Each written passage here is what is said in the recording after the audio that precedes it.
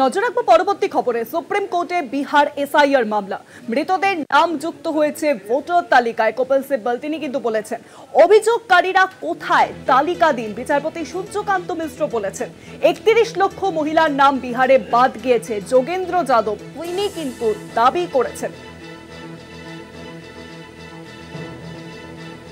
মহিলাদের প্রতি চরম বৈষম্য নিদর্শন, তিনি কিন্তু আরো দাবি করেছেন। আর এই প্রক্রিয়ায় কেবল নাম বাদ দেওয়া হচ্ছে, এসআইআর প্রক্রিয়ায় শুধুমাত্র কিন্তু নাম বাদ দেওয়া হচ্ছে। যোগেন্দ্র যাদব আরো বলেছেন আশ্চর্যজনকভাবে নাম যুক্ত কোনোভাবেই হচ্ছে না।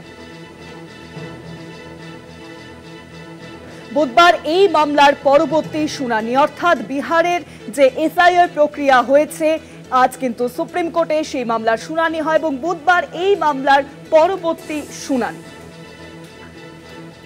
এই প্রক্রিয়ায় কেবল নাম বাদ দেওয়া হচ্ছে, কিন্তু কোনোভাবেই নাম যোগ হচ্ছে না। যোগেন্দ্র যাদব তিনি কিন্তু বলেছেন। এ বিষয়ে আরো জানবো, এখন নিউজরুমের সঙ্গে রয়েছেন আমাদের প্রতিনিধি পীযূষ কান্তি নাগ। পীযূষ দা, দেখো, সুপ্রিম কোর্টে এসআইআর মামলায় যোগেন্দ্র যাদবের সওয়াল কিন্তু যথেষ্টভাবে নাড়া দিল বিচারপতিদের। বিচারপতি সূর্যকান্ত এবং বিচারপতি জয়মাল্য বাগচির বেঞ্চে যোগেন্দ্র যাদব যে বিষয়গুলি তুলে ধরলেন তা কিন্তু যথেষ্ট গুরুত্বপূর্ণ।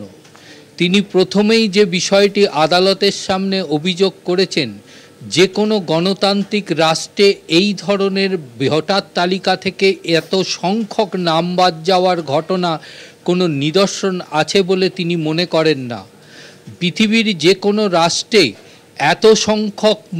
এত সংখ্যক ভোটারদের নাম বাদ যাওয়ার অর্থই হলো যে নির্বাচন কমিশন এই নাম বাদের মাধ্যমে কোনো রাজনৈতিক স্বার্থকে চরিতার্থ করার চেষ্টা করছে।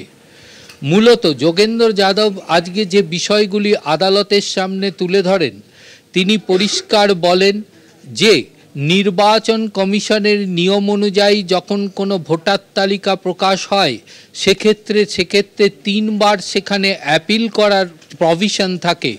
কিন্তু যদি ধরে নেওয়া হয় যে বিহারের ভোট নভেম্বর মাসে হবে, সেক্ষেত্রে নির্বাচনী তালিকা ভোটার তালিকার সময়সীমা 30শে সেপ্টেম্বর হওয়া উচিত। কিন্তু নির্বাচন কমিশন যদি 25শে সেপ্টেম্বরে দাঁড়িয়ে কারুর নাম বাদ দেয় এবং সেক্ষেত্রে সেই ব্যক্তি যদি সেই ভোটারের প্রার্থী তালিকায় তার নাম থাকে, তাহলে তার নাম বাদ গেলে সে 3 বার অ্যাপিল করার কোনো সুযোগ পাবে না।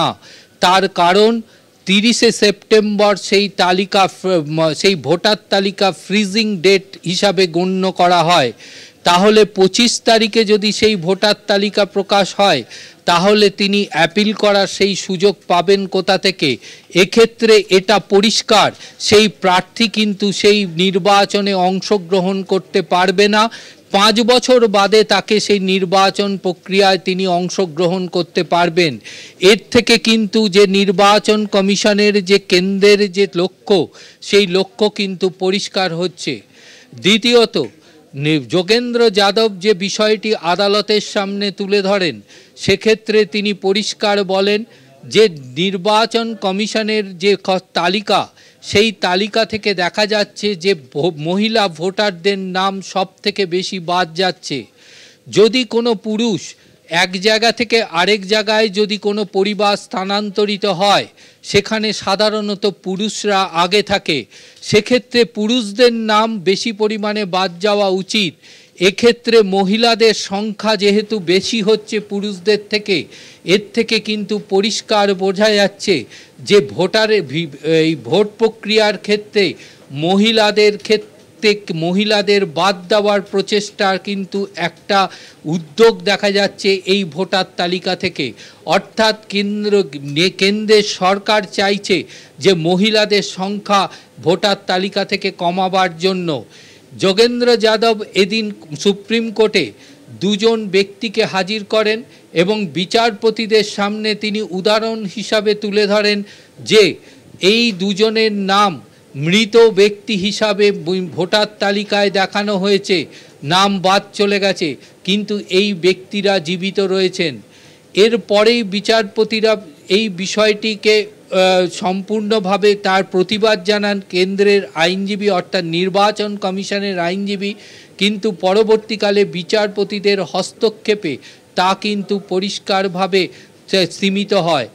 যোগেন্দ্র যাদব যে নির্বাচন কমিশনের যে পদ্ধতি, সেই পদ্ধতিতে তিনি পরিষ্কার জানিয়েছেন, যে আদালতের সামনে অভিযোগ হিসাবে তুলে ধরেছেন যে নির্বাচন কমিশনের যে ভোটার তালিকার যে প্রকাশ, সেই প্রকাশের ক্ষেত্রে পুনরায় আবেদনের বিষয়টি কিন্তু কথা নির্বাচন কমিশন বললেও কিন্তু যে সমস্ত নথি তাদের কাছ থেকে চাওয়া হচ্ছে তা কিন্তু কখনোই চাওয়া যায় না, এবং নির্বাচন কমিশন যে পদ্ধতিতে এই